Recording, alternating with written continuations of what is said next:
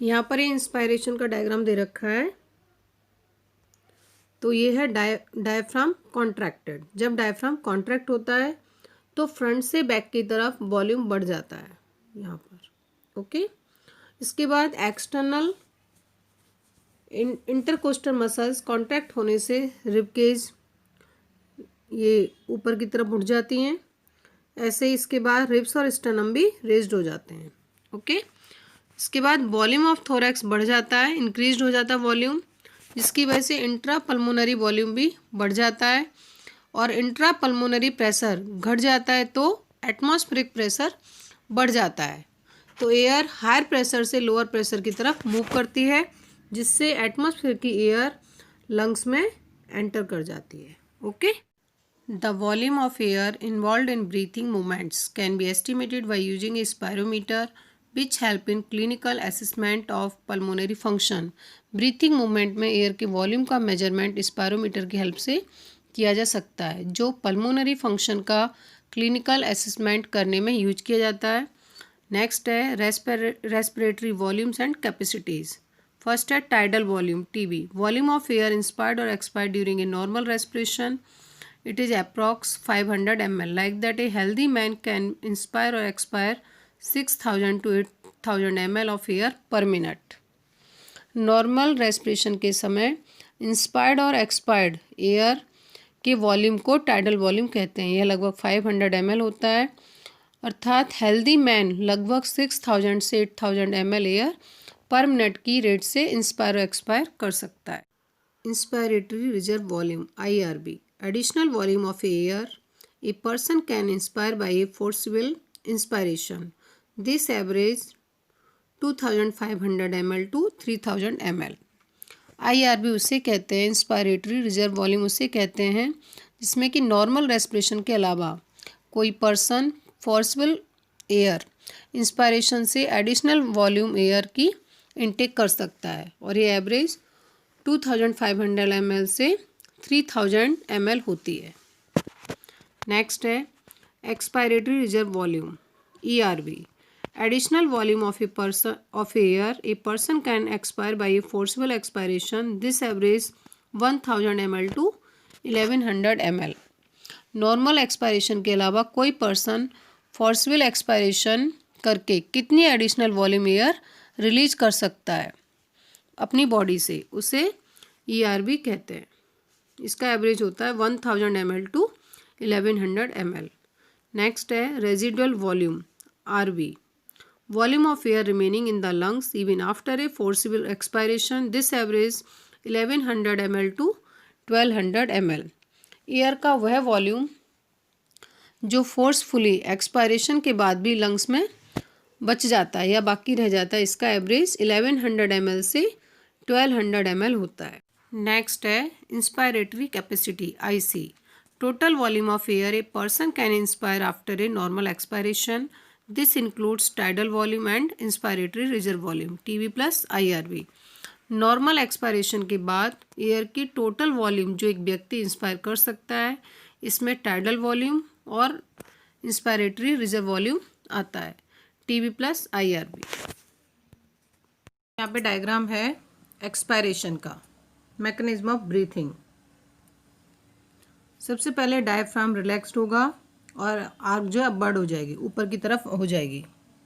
उसके बाद रिब्स और sternum return to original position, और रिब्स और स्टर्नम अपनी ओरिजिनल पोजीशन में आ जाएंगे, जिससे वॉल्यूम ऑफ थोरैक्स डिक्रीज हो जाएगा, लंग्स के अंदर का प्रेशर इंक्रीज हो जाएगा। ओके, उसके बाद क्या होगा, लंग्स का प्रेशर इंक्रीज होगा तो जो एटमॉस्फेयर प्रेशर से ज़्यादा हो जाएगा, तो लंग्स के अंदर की हवा बाहर निकल जाएगी, एटमॉस्फेयर में आ जाएगी, जिसकी वजह से एक्सपायरेशन होगा। एरो से भी दिखाया गया, air expired from lungs, lungs से हवा बाहर एटमॉस्फेयर में आ जाएगी, इस टाइप से एक्सपायरेशन होगा।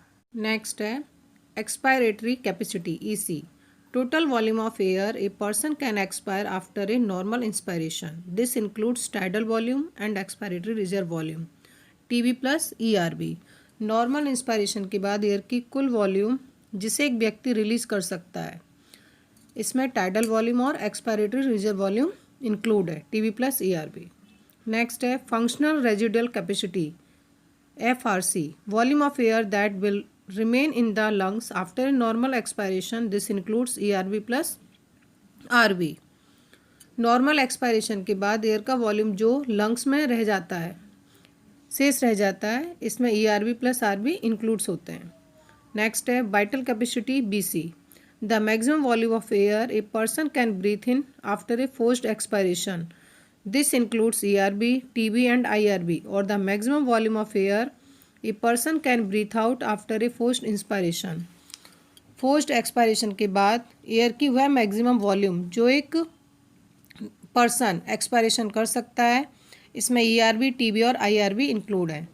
और एयर की वह मैक्सिमम वॉल्यूम जो एक व्यक्ति फोर्सफुली इंस्पायरेशन के बाद ब्रीथ आउट कर सकता है।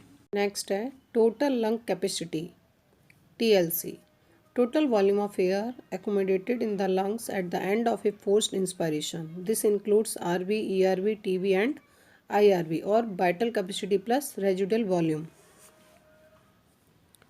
फोर्स्ड इंस्पायरेशन के बाद लंग्स में प्रेजेंट एयर का टोटल वॉल्यूम, इसमें RV, ERV, TB और IRV इंक्लूड्स हैं। नेक्स्ट है exchange of gases. Alveoli are the primary site of exchange of gases. Alveoli gases के एक्सचेंज के लिए प्राइमरी साइट होती हैं। नेक्स्ट है exchange of gases also occur between blood and tissue. Gases का exchange O2 और CO2 का exchange blood और टिश्यू के बीच में भी होता है। O2 and CO2 are exchanged in this site by simple diffusion mainly based on pressure or concentration gradient. Solubility of the gases as well as the thickness of the membranes. In site पर oxygen और carbon dioxide का exchange pressure और concentration gradient के आधार पर simple diffusion द्वारा होता है। Gases की सॉल्युबिलिटी के साथ साथ डिफ्यूजन जिन मेम्ब्रेन के द्वारा वह डिफ्यूज हो रही है उस मेम्ब्रेन की थिकनेस भी डिफ्यूजन रेट को अफेक्ट करने वाले फैक्टर हैं। नेक्स्ट है pressure contributed by an individual gas in a mixture of gases is called partial pressure and is represented as PO2 for oxygen and PCO2 for carbon dioxide. Gases के mixture में किसी individual gas की pressure में contribution को partial pressure कहते हैं और उसे O2 के लिए PO2 से रिप्रेजेंट करते हैं और CO2 के लिए उसका पार्शियल प्रेशर PCO2 से रिप्रेजेंट करते हैं। जैसे पार्शियल प्रेशर कोई गैसेस का एक मिक्सचर है, उसमें गैसेस के मिक्सचर में एक पर्टिकुलर गैस का कितना प्रेशर कंट्रीब्यूट हो रहा है उसे उस गैस का पार्शियल प्रेशर कहते हैं। यहाँ पर एक diagrammatic representation of exchange of gases at the alveolus and the body tissues with blood and transport of oxygen and carbon dioxide का डायग्राम है। सबसे पहले ये एल्वुलस है, उसके बाद सिस्टमिक आर्टरीज हैं, ये कैरिंग ऑक्सीनेटेड ब्लड को कैरी करती हैं। यहाँ पर सिस्टमिक वेन्स हैं, ये डीऑक्सीनेटेड ब्लड को कैरी करती हैं। इधर पल्मोनरी आर्टरी है और ये पल्मोनरी वेन है।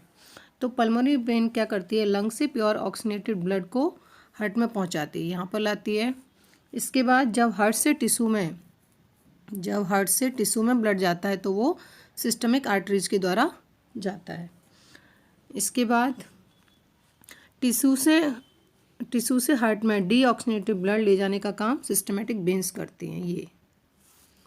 फिर हार्ट से लंग्स के पास डीऑक्सीनेटेड ब्लड पल्मोनरी आर्टरी करती हैं। ओके, इन चारों के फंक्शन हो गए। इसके बाद एल्वुलस में O2 का पार्शियल प्रेशर दे रखा 104, O2 का पार्शियल प्रेशर ये है और CO2 का पार्शियल प्रेशर है 40 mmHg। और यहाँ पर देखते हैं आर्टरीज और टिश्यू के बीच में पार्शियल प्रेशर है PO2 = 95 और PCO2 = 40। यहाँ पर ऑक्सीजन का पार्शियल प्रेशर 95 है, ज़्यादा है।